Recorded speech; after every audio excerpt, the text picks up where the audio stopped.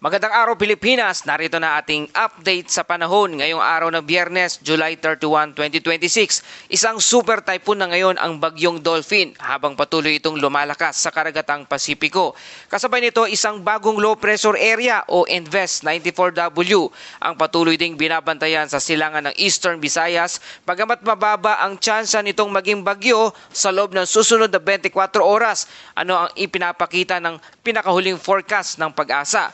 May posibilidad bang magkaroon ng panibagong bagyong papasok sa unang linggo ng Agosto? At ano-ano ang mga lugar na makakaranas ng mga pag-ulan ngayong araw? Alamin natin ang buong detalye. Para naman updated ka lagi sa panahon, i-like, i-share at i-subscribe lang ang ating channel.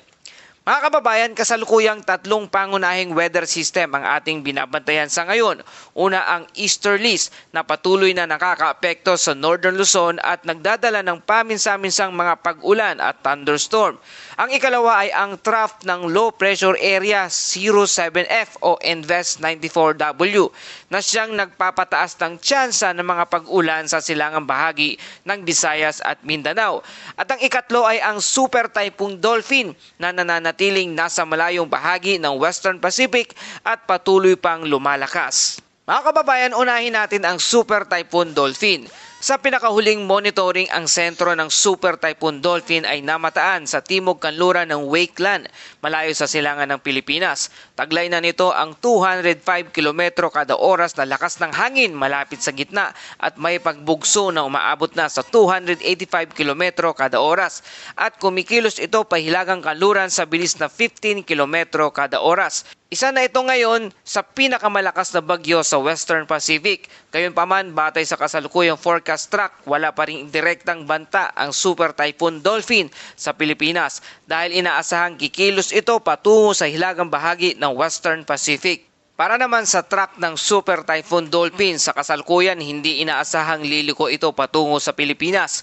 Sa halip, ang forecast track ay nagpapakitang kikilos ito pakanluran patungo sa silangang bahagi ng Pacific na maaring dumaan sa silangan ng Japan bago tuluyang humina sa mas malamig na karagatan. Ibig sabihin mga kababayan, napakababa ng posibilidad na direktang maglandfall sa alimang bahagi ng ating bansa batay sa kasalukuyang datos.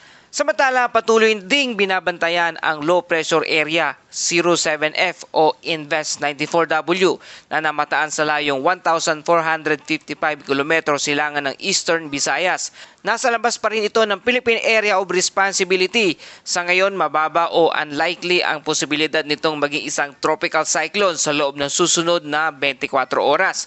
Gayunpaman, patuloy itong minomonitor ng mga weather agency dahil maaari pa rin magbago ang kondisyon nito habang kumikilos sa mainit na karagatang Pasipiko. Ang mga pag-ulan na nararanasan ngayon sa silangang bahagi ng Visayas at Mindanao ay pangunahing dulot ito ng trough ng low pressure area 07F habang ang easterlies naman ang patuloy na nagbibigay ng paminsa-minsang pag-ulan sa Northern Luzon. Kaya kahit may super typhoon sa Pasipiko, iba ang sistemang direktang nakakaapekto sa ating bansa sa kasalukuyan. Kaya narito ang mga lugar na makakaranas ng mga pag-ulan. Ngayong araw, ang pinakamataas na posibilidad ng mga pag-ulan mararanasan sa Eastern Visayas, Northern Mindanao, Caraga, Davao Region. Dito inaasahan ang mga maulap na kalangitan na may kalat-kalat na pag-ulan, pagkidlat at pagkulog dulot ng trough ng low pressure area. Posible rito ang katamtaman hanggang minsan ay malalakas na pag-ulan na maaring magdulot ng biglaang pagbaha, pag-apaw ng mga malilit na ilog, landslide lalo na sa mga bulubunduking lugar.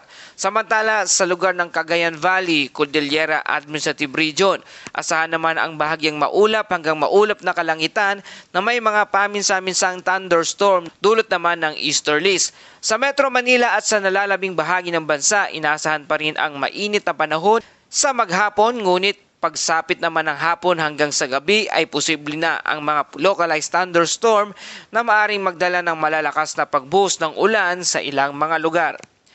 Mga kababayan, samantala ayon sa pinakahuling tropical cyclone threat potential forecast ng DOST Pag-asa, simula July 30 hanggang August 12, nananatiling maganda ang balita para sa ating bansa.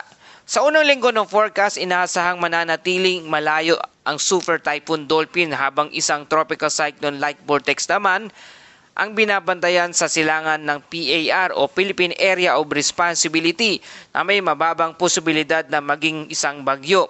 Sa ikalawang linggo naman, may isa pang posibleng vortex na maaring mabuo sa hilagang silangan ng bahagi ng Pag-asa Monitoring Domain. Ngunit mababa pa rin ang tsansa nitong lumakas bilang isang tropical cyclone.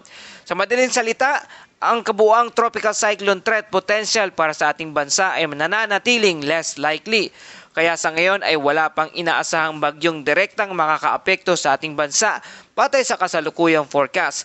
Gayunpaman, gaya ng lagi nating paalala, ang panahon ay pabago-bago at maaring magbago ang forecast anumang oras. Narito naman ang inaasahang lagay ng hangin at karagatan sa iba't ibang bahagi ng ating bansa ngayong araw.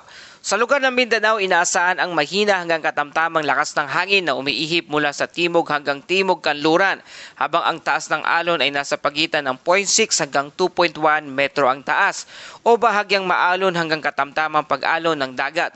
Sa Southern Luzon at Visayas, mananatili rin ang mahina hanggang katamtamang hangin na magmumula naman sa timog kanluran hanggang hilagang kanluran.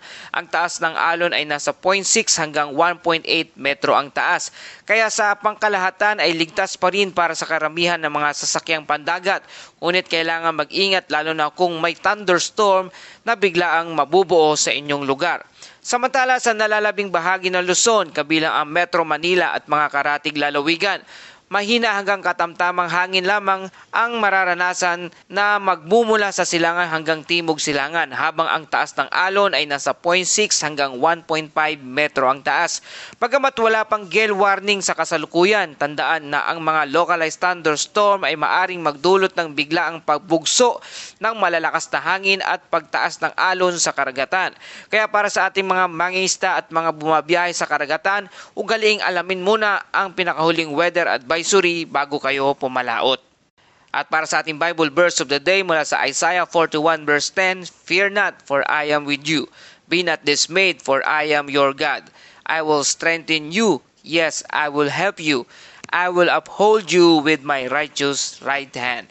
Mga kababayan, kapag may paparating na bagyo, normal lang ang makaramdam ng pag-aalala. Ngunit ang pangako ng Diyos ay hindi niya aalisin agad bawat unos. Ang pangako niya ay sasamahan niya tayo sa gitna nito. Kung ang Diyos ang ating lakas, wala tayong dapat ikatakot. Habang naghahanda tayo sa anumang kalamidad, ihanda rin natin ang ating puso na magtiwala sa Kanya. At yan po ang ating update sa panahon ngayong araw na ito. Kung nakatulong sa inyo ang balitang ito, please like, share, and subscribe. Salamat sa iyong suporta. Ito ang Pilipinas Weather ngayon na lagi nagpapaalala, mag-ianda, magiligtas, mag-alerto, ingat tayong lahat.